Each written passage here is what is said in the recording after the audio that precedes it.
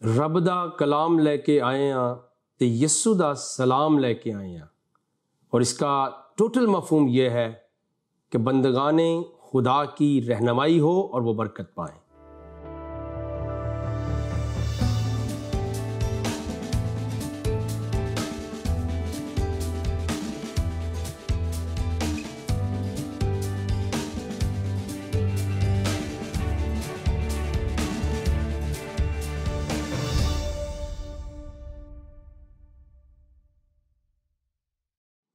Programme دوستی کا ہاتھ بائی صدیق کے ساتھ میں ہوں آپ کا میزبان پاسٹر صدیق پال، اپنے ہفتہ وار پروگرام کے ساتھ آپ سبوں کی خدمت میں سلام عرض کرتا ہوں، شالوم اور السلام علیکم، اس دعائے خیر کے ساتھ کہ آپ میرا عالمگیر گھرانہ ہے جہاں کہیں بھی ہوں، آپ اپنے عزیز و اقارب اور خاندان کے ساتھ سلامتی کے ساتھ ہوں۔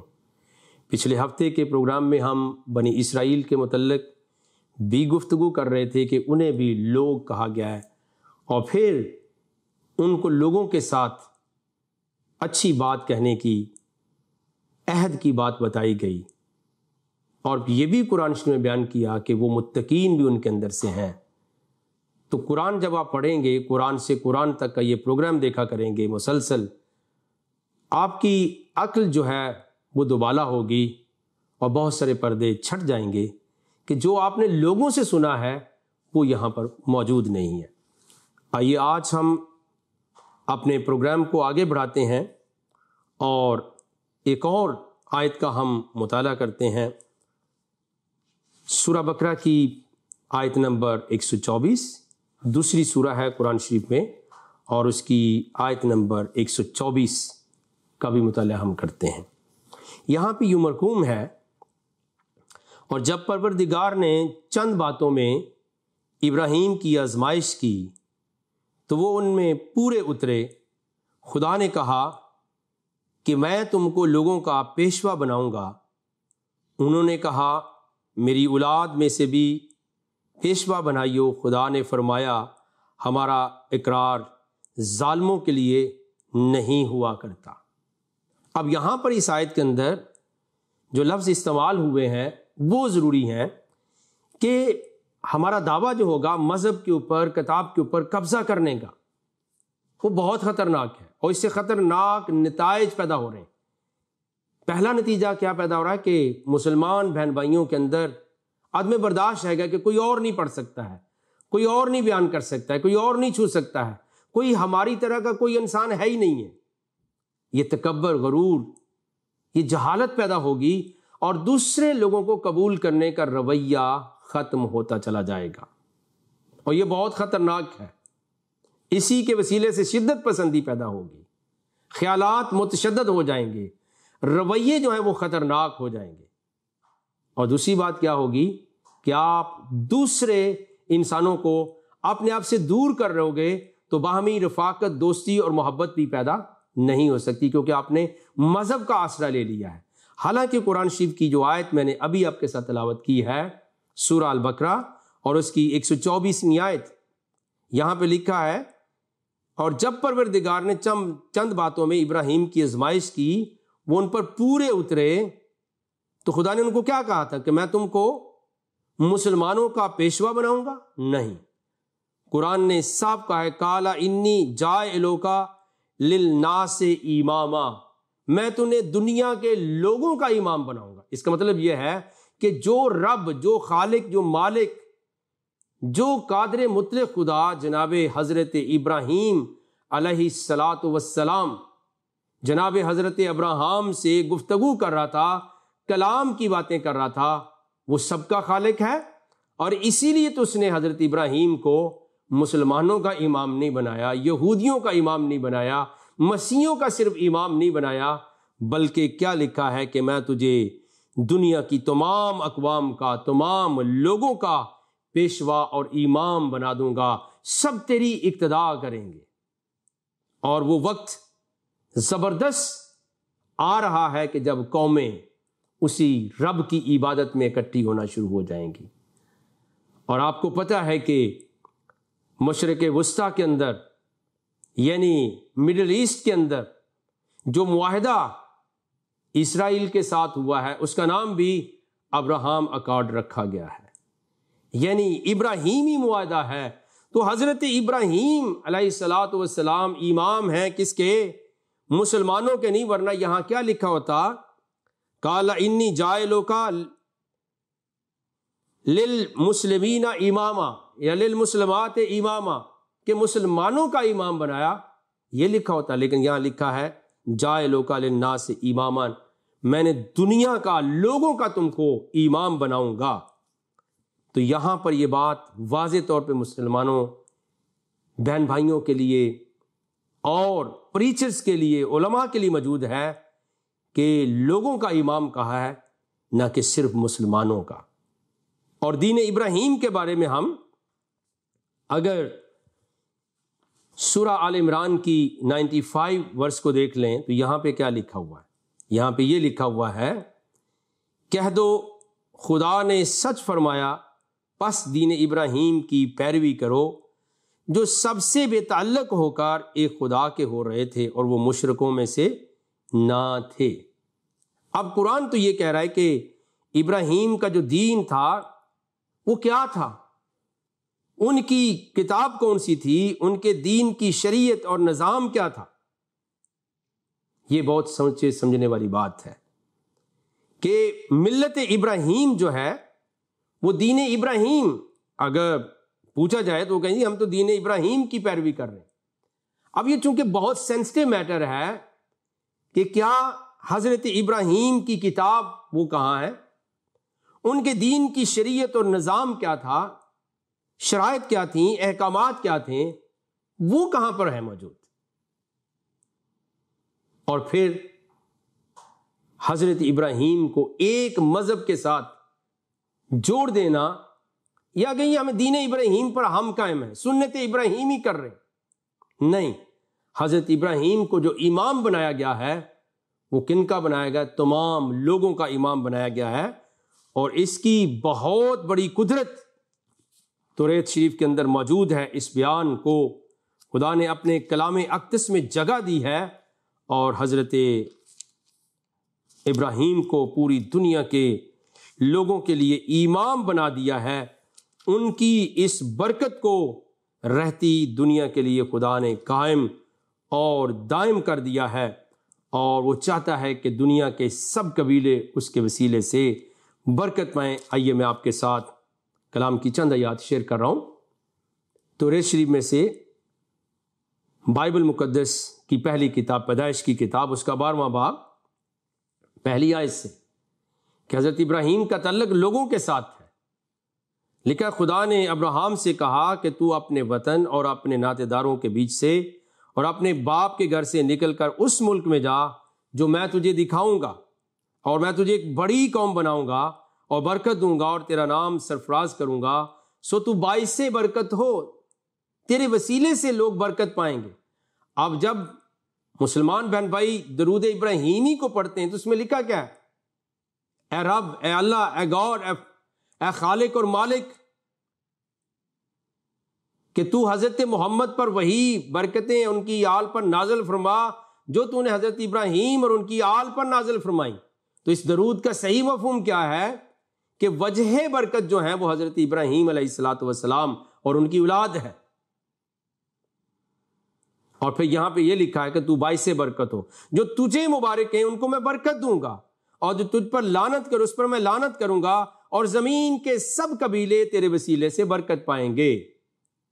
للناس اماما، پوری دنیا کے لوگوں کا میں تجھے امام بناؤں گا، کسی ایک فرقے اور مذہب کا نہیں۔ اور جب ہم دین ابراہیمی کی بات کرتے ہیں تو میں آپ سے عرض کر رہا ہوں، قرآن سے قرآن تک کا جو سلسلہ گفتگو ہے، ان کے دین کی بنیاد کیا تھی، ان کے دین کی کتاب کون سی تھی؟ کیونکہ یہ بھی ہمارا ایک منفی رویہ ہے کہ قرآن شریف سے موجود ہے، باقی ساری کتابیں منسوخ ہو گئی ہیں، ان پر عمل کرنا ضروری نہیں، انہیں پڑھنا ضروری نہیں۔ میں بڑی معذرت کے ساتھ آپ سے عرض کروں گا، وہ اللہ، وہ رب، خدا، گاڈ، کریٹر اور میکر کیسا ہے جو ہر وقت موجود ہے؟ نحن اقرب من حبل الورید، وہ تو شارک سے بھی زیادہ قریب ہے۔ ایک بندے کی تحریر، ایک آفیسر، ایک پریزیڈنٹ، ایک پرائم منسٹر کی تحریر اور اس کے ہاتھ کا آفیشیل بیان آپ ختم نہیں کر سکتے، اسے کاٹ کر نیا اور پرانا نہیں کر سکتے، اسے تبدیل نہیں کر سکتے، تو جو رب العالمین احکم الحاکمین ہے، ولا سنتم ولا نوم، نہ اسے اونگ آتی نہ اسے نیند آتی ہے، اس کے کلام کو کون جو ہے وہ بدل سکتا ہے؟ یہ حد درجے کی جہالت ہے اور بدگمانی ہے، مخالفت پر مبنی رویہ ہے، ورنہ اس کے کلام کو کون تبدیل کر سکتا ہے؟ اور جو میں آپ سے عرض کر رہا ہوں ناظرین کہ دین ابراہیمی کی بات کہہ دو کہ خدا نے سچ فرما دیا، پس دین ابراہیم کی پیروی کرو، فاتبعوا ملت ابراہیم حنیفا۔ اچھا، اگر ملت ابراہیم کی ہم نے پیروی کرنی ہے تو اگر مسلمان بہن بھائیوں کا رویہ یہ رہے گا کہ سب کچھ تبدیل ہو گیا، سب کچھ فیبریکیٹڈ ہے، کینسل ہو گیا، منسوخ ہو گیا، ایبروگیٹڈ ہے، کچھ بھی نہیں رہا ہے، تو قرآن کی اس آیت پہ اگر کوئی عمل کرنا چاہے گا، دین ابراہیم کی پیروی کرنا چاہے گا، تو ان کی کتاب کہاں ہے؟ ان کے دین کے احکامات اور شرع کہاں ہے؟ حالانکہ شرع اور احکام تو دین ابراہیمی کے بعد آئے۔ آپ دیکھ لیجئے قرآن شریف میں کہ جو ریٹن شرع ملی وہ کیا تھی اور کیسے قرآن کا بیان ہے۔ آئیے سورہ آل عمران کی اسی سورہ کی 65ویں آیت میں آپ کے ساتھ شیئر کر رہا ہوں، اور بڑے غور کے ساتھ سنیے۔ یہاں پہ یہ لکھا ہے، اہل کتاب، اے اہل کتاب، تم ابراہیم کے بارے میں کیوں جھگڑتے ہو، حالانکہ تورات اور انجیل ان کے بعد اتری ہیں اور وہ پہلے ہو چکے ہیں، تو کیا تم عقل نہیں رکھتے ہو؟ یہ ایک واقعہ قرآن شریف میں درج کیا گیا ہے کہ اہل کتاب کے بارے میں کہ یہ دین ابراہیمی کو جب ہم کہیں گے تو جو ریٹن شریعت آئی ہے، کسی نبی کو جو خدا کے ہاتھ کا لکھا ہوا کلام ملا ہے، وہ جناب حضرت موسیٰ علیہ الصلوۃ والسلام ہے۔ اور قرآن یہ کہہ رہا ہے کہ اہل کتاب تم ابراہیم کے بارے میں کیوں جھگڑتے ہو، حالانکہ تورات اور انجیل ان کے بعد اتری ہیں، وہ پہلے ہو چکے ہیں، کیا تم عقل نہیں رکھتے ہو؟ تو اب دوستان گرامی اور پیارے عزیز ناظرین، تورات نازل ہونے سے پہلے سب چیزیں حلال تھیں، تو مطلب کیا ہوا کہ ابراہیم کے دین میں بھی سب کچھ حلال و جائز تھا۔ اب ہم یاد رکھیے اس بات کی طرف پہنچ رہے ہیں کہ کیا ہم اس بات کو دنیا کو بتا سکتے ہیں کہ دین ابراہیمی ہے کیا، اور دین ابراہیمی کے اندر شرائط کیا تھیں، پھر ان کی جو دین کے احکامات تھے وہ کیا تھے، اور خدا نے ابراہیم کو امام بنایا ہے تمام لوگوں کے لیے، مسلمانوں کے لیے نہیں۔ تو ناظرین، جب آپ اس گفتگو کو سن رہے ہیں تو آپ حیران ہوں گے کہ جو کچھ مذاہب کی کتابوں میں لکھا ہے وہ فرق ہے، اور جو کچھ بیان کیا جا رہا ہے وہ فرق ہے۔ اس لیے ہم نے اس بات کو ضروری سمجھا ہے کہ ہم وہ بات کریں جو لکھی ہوئی ہے۔ اور ایک کافی مشہور عالم اسلام ہے، اسلام کے عالم میں، وہ کہتے ہیں کہ کتابوں کا خدا کوئی اور ہے، بابوں کا خدا کوئی اور ہے۔ تو واقعتاً جب ہم کتابیں پڑھتے ہیں تو کتابوں میں ہمیں جو بات لکھی ملتی ہے وہ کچھ اور ہے، اور یاد رکھیے جب ہم لکھی ہوئی بات کا اعادہ کرتے ہیں تو پھر ہمیں یہ پتہ چلتا ہے کہ واقعتاً صحیح کیا ہے اور غلط کیا ہے۔ اب یاد رکھیے کہ تورات جو ہے وہ حضرت ابراہیم کے بعد نازل ہوئی، اور انجیل بھی بعد میں آئی ہے۔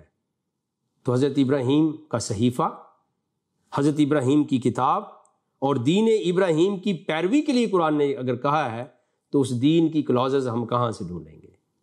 الٹیمیٹلی آپ کو ان کا تفصیلی مفصل جو حال اور احوال ہے حضرت ابراہیم کی زندگی، وہ قرآن نے اس بات کی دعوت بھی دی ہے کہ جو کچھ ہم نے تم پہ اتارا، اگر اس میں کچھ شک ہو جائے تو ان لوگوں سے جا کر سوال کرو جو تم سے پہلے کی اتری ہوئی کتابوں کو پڑھتے ہیں، وہ آپ کو یہاں سے ملے گا۔ اور پھر یاد رکھیے اگرچہ مسلمان بہن بھائی جناب حضرت پولس، جنہیں عربی کے اندر حضرت بولوس بھی کہا جاتا ہے، کہ بہت مخالفت کرتے ہیں، بہت مخالفت کرتے ہیں، لیکن انہوں نے اس صورت حال پر آسانی پیدا کر دی ہے۔ اور وہ حوالہ ہمیں کہاں ملے گا؟ آئیے دیکھیے رومیو کے نام پولس رسول کا خط اور اس کے 4 باب کی 15ویں آیت۔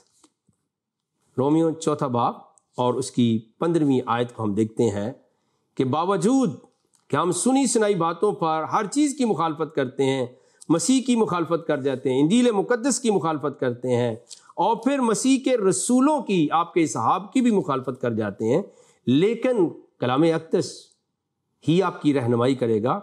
4 باب اور اس کی 15ویں آیت کہ اگر تو ہم یہ بات رکھیں کہ حضرت ابراہیم کے دین کی پیروی کرنی ہے، الٹیمیٹلی دین کی کوئی کتاب ہوتی ہے، دین کی کوئی شریعت ہوتی ہے، احکامات ہوتے ہیں، اس کے واجبات ہوتے ہیں، اس کے قواعد ہوتے ہیں، شرائط ہوتی ہیں، وہ کہاں سے ملیں گی؟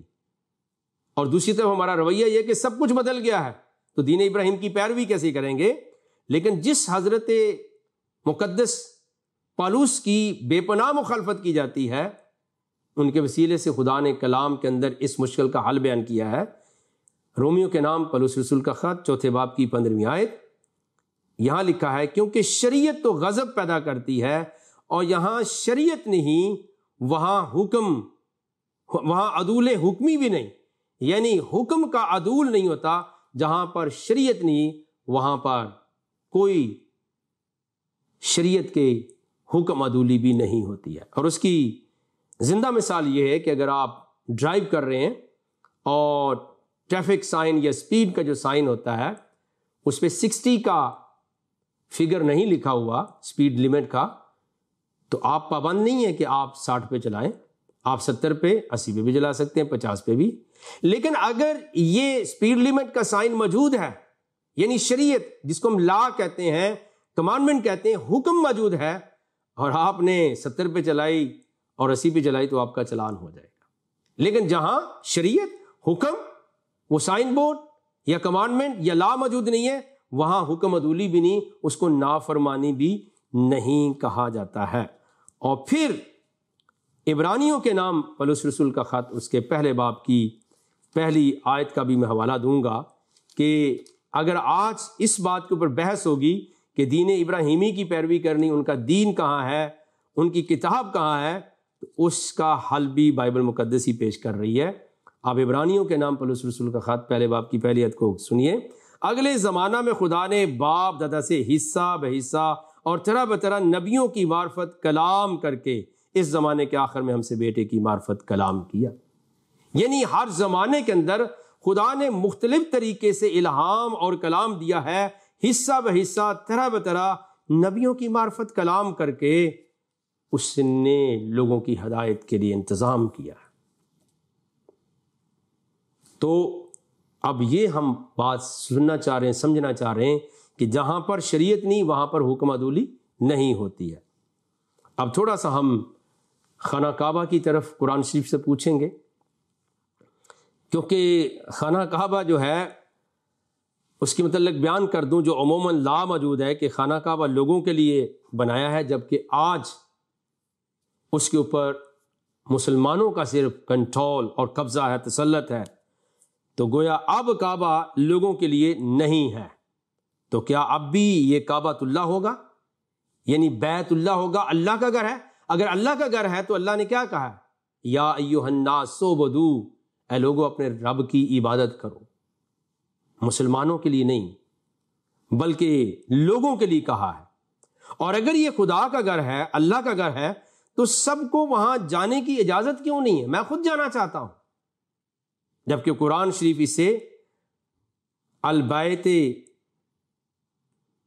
الناس کہتا ہے، یعنی لوگوں کے لیے خدا کا گھر کہتا ہے، لوگوں کے جمع ہونے کی جگہ کہتا ہے۔ آئیے اس حوالے کو دیکھیں، سورہ البقرہ 2 سورہ اور اس کی 126ویں آیت کے اندر بیت اللہ کا خانہ کعبہ، جو آپ خبروں میں، ٹی وی میں ایک اسکوائر قسم کا گھر، اس کے اوپر کالا غلاف ہوتا ہے، مکہ مکرمہ کے اندر دیکھتے ہیں، اس کے لیے قرآن شریف نے کیا بیان کیا ہے. یہاں پہ یہ لکھا ہے 125ویں آیت اس کی ہے، اور جب ہم نے خانہ کعبہ کو لوگوں کے لیے جمع ہونے اور امن پانے کی جگہ مقرر کیا، وَإِذْ جَعَلْنَا الْبَيْتَ مَثَابَةً لِلنَّاسِ وَأَمْنًا، کہ ہم نے لوگوں کے جمع ہونے کے لیے اور امن پانے کی جگہ قرار دی ہے. اس میں یہ نہیں لکھا وَإِذْ جَعَلْنَا الْبَيْتَ مَثَابَةً لِلْمُسْلِمِينَ یا مسلمون، نہ، یہاں تو لکھا ہے مَثَابَةً لِلنَّاسِ وَأَمْنًا. ہم نے خانہ کعبہ کو، بیت اللہ کو، اس گھر کو لوگوں کے لیے جمع ہونے اور امن کی جگہ مقرر کیا ہے. تو میں لوگوں میں شامل ہوں، کوئی اور بھی لوگوں میں شامل ہے. اہل یہود لوگوں میں شامل ہے. ہم نے قرآن کا مطالعہ کیا کہ 241 بار قرآن نے بار بار یا ایھا الناس کہہ کر مخاطب کیا ہے، اور مسلمانوں کا خطاب تو صرف 40 مرتبہ ہے اونلی. تو زیادہ حق پھر قرآن کا کن پر ہے؟